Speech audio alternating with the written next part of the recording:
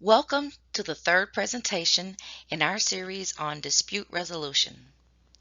This webinar is part of a collaborative effort by the South Carolina Department of Education Office of Special Education Services, Family Connection South Carolina, ABLE South Carolina, the Family Resource Center, and Disability Rights of South Carolina.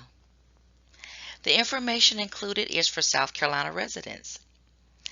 My name is Dr. Lynette Cox. I am the Special Education Ombudsman with the South Carolina Department of Education, and the title of this presentation is Dispute Resolution Options for IEP Disagreements. In South Carolina, there are 5 available methods of dispute resolutions for students receiving special services through public schools. They are the Special Education Ombudsman, facilitated IEPs, mediation, state complaints, and due process hearings.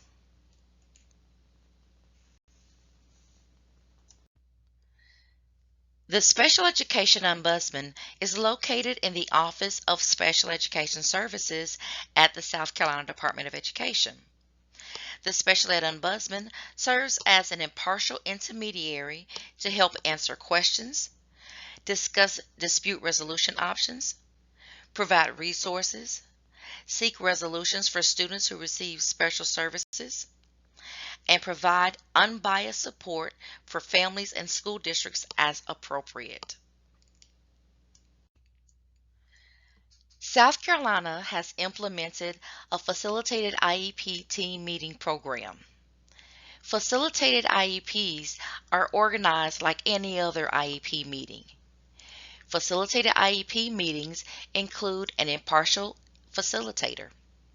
The facilitator serves as a neutral party to help promote communication amongst IEP team members as they work toward resolving differences of opinion that may occur concerning the provision of a free and appropriate public education.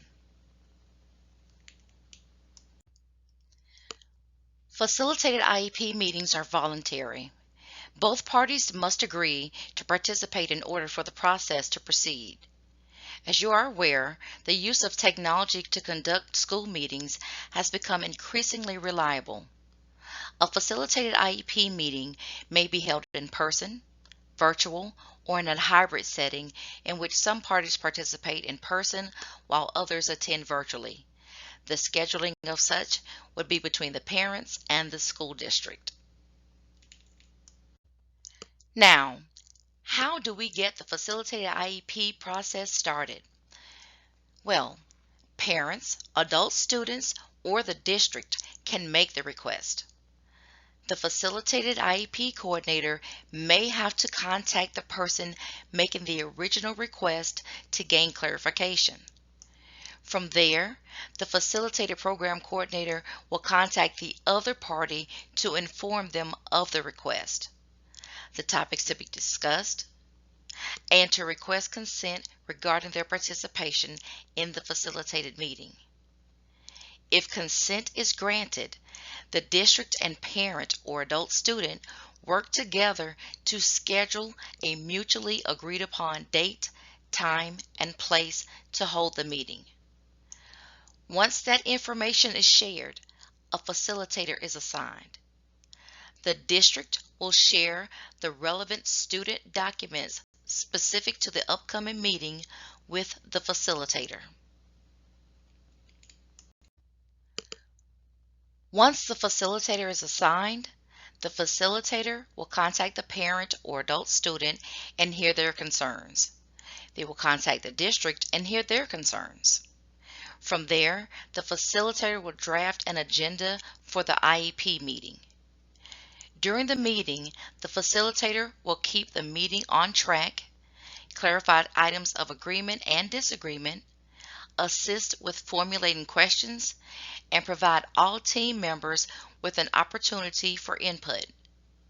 At the conclusion of the meeting, the facilitator will distribute meeting surveys to all participants and will destroy any student documents that they received. Remember, the facilitator is not a member of the IEP team, nor do they serve as advocates. In addition to the Special Education Ombudsman and facilitated IEP team meetings, parents and adult students may also explore the possibility of participating in mediation. Mediation is a voluntary process that brings parties together to resolve disagreements. A mediator is an impartial professional who helps participants communicate with each other so that everyone has an opportunity to express concerns and offer solutions. Either the school district or parent may request mediation. When requesting mediation, you must explain the disagreement to which you would like the South Carolina Department of Education to provide a mediator. Because it is voluntary, both the district and parent must agree to participate before moving forward.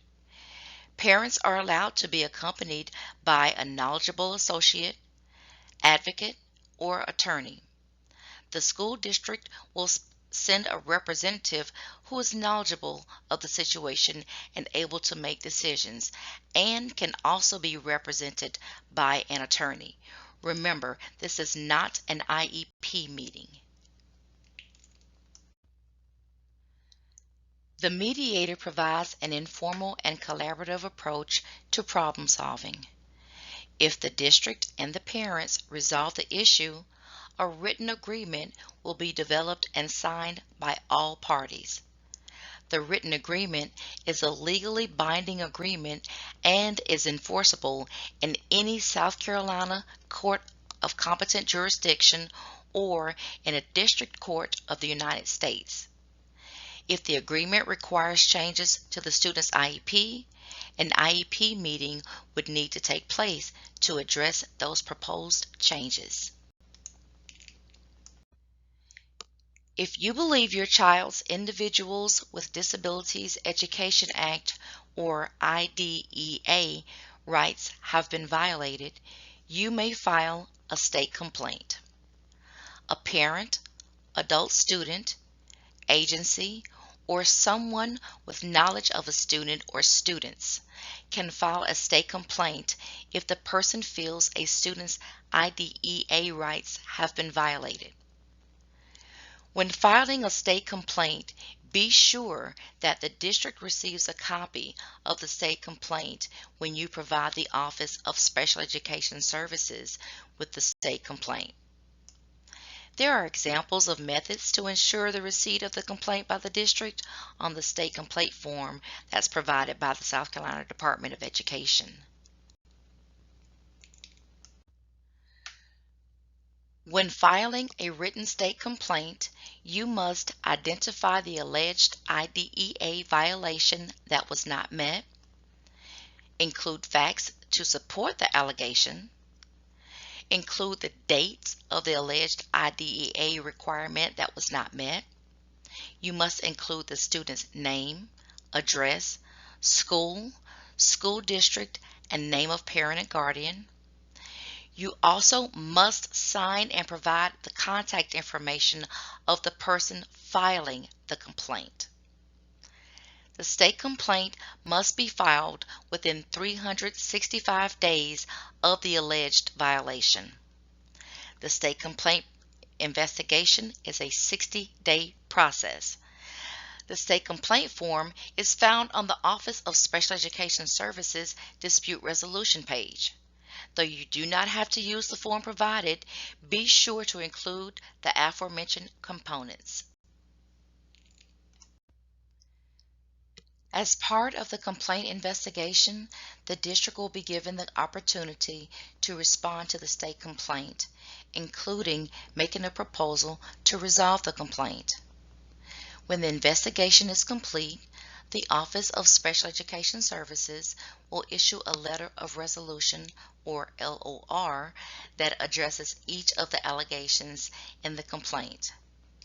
If the Office of Special Education Services finds that the local education agency has failed to meet a requirement of the IDEA, the Office of Special Education Services will direct the local education agency to complete corrective actions. There is no appeal to the state complaint decision.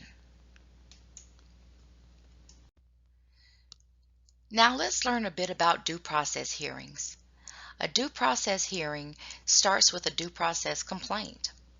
A due process complaint is a formal dispute resolution option that addresses allegations of the denial of a free and appropriate public education and/or the initiation of services, an evaluation, or placement of a student with a disability.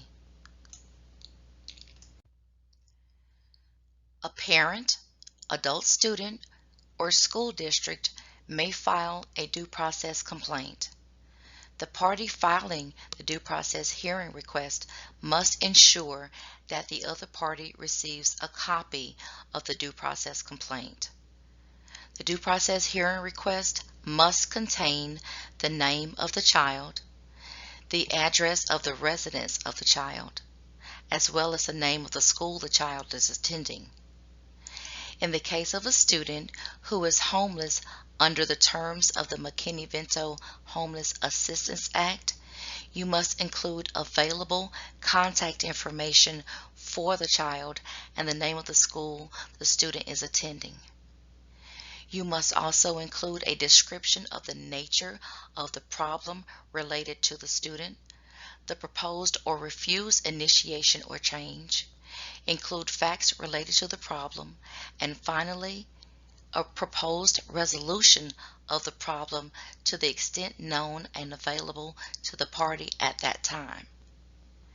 If the due process complaint does not have all of the required information within 15 days of receiving the due process hearing complaint, the receiving party may ask the hearing officer to dismiss the complaint as insufficient. After a due process hearing request is filed and both parties have received notice, a resolution meeting must be held within 15 calendar days. The resolution meeting is an opportunity for the parties to resolve their issues detailed in the due process complaint. This meeting can be held without attorneys unless the parent has an attorney present. If the parent has an attorney, the district will be represented by an attorney as well. If the issues are resolved, no due process hearing is held. If both parties decide to forego the resolution session, the due process hearing will proceed. Alternatively, after a due process hearing request is filed and both parties have received notice, if both parties agree, they may participate in the mediation process that I explained earlier to resolve the issues. If the issues are resolved, no due process hearing is held.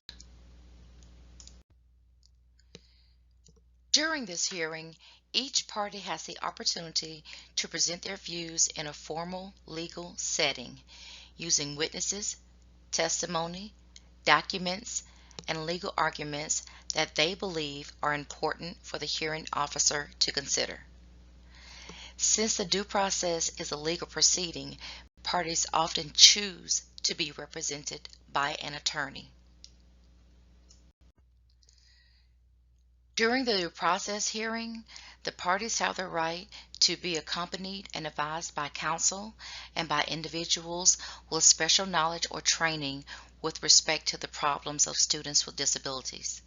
They have the right to present evidence and confront, cross-examine, and compel the attendance of witnesses by asking the hearing officer to issue subpoenas for potential witnesses when necessary. They may prohibit the introduction of any evidence that has not been disclosed to that party at least 5 calendar days prior to the hearing. They may obtain written or electronic verbatim transcripts of findings of facts and decisions made at the hearing, at no cost to parents.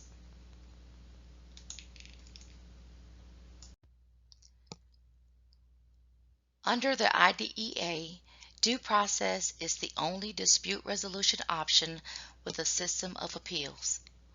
South Carolina is a two-tiered system. If one party does not agree with the hearing officer's decision, they may file for an appeal with the South Carolina Department of Education within 10 days of receiving the written decision.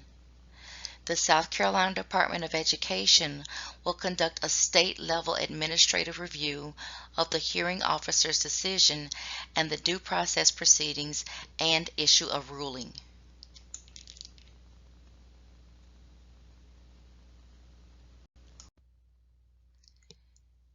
If a party disagrees with the South Carolina Department of Education's administrative appeals decision, they may appeal to federal or state court within 90 calendar days of the state-level decision. The judge presiding over the federal court will hear arguments, testimonies, examine evidence, and will render a decision based on the provisions of IDEA. Many of you have heard of expedited due process hearings. Expedited due process hearings are for matters related to extended school year services and discipline. Expedited due process hearings must take place within 20 school days of the date that the due process complaint is filed or received by the district and parent. Thank you for your attention during this presentation. Should you have any questions, you may contact your district's special education director. You will find dispute resolution information and can request a printed South Carolina IDEA dispute resolution guide at bit.ly/3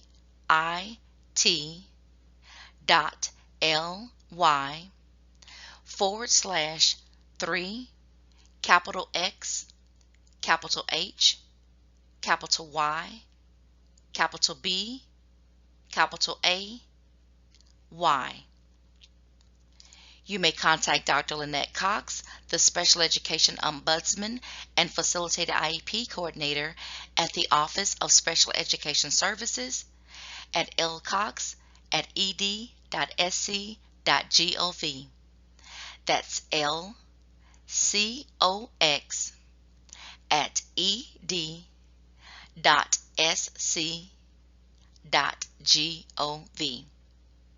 The number is 803-734-2833.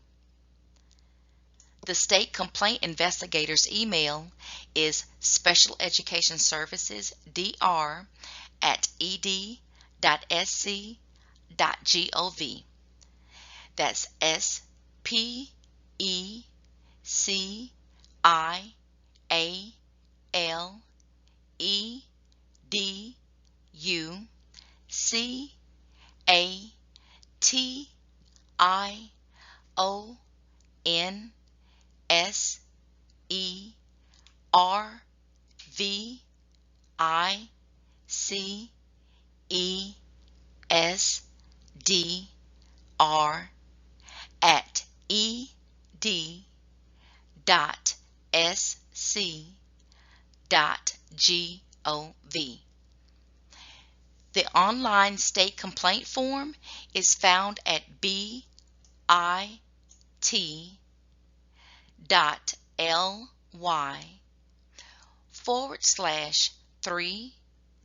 capital O 6 Y K capital Z Q.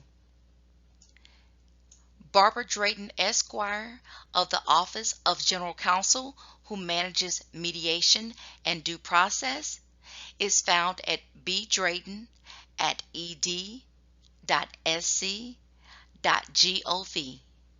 That's BDRAYTON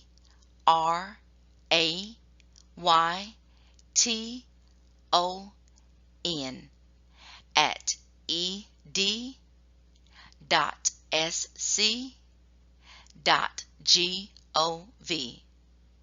That number is 803-734-3393.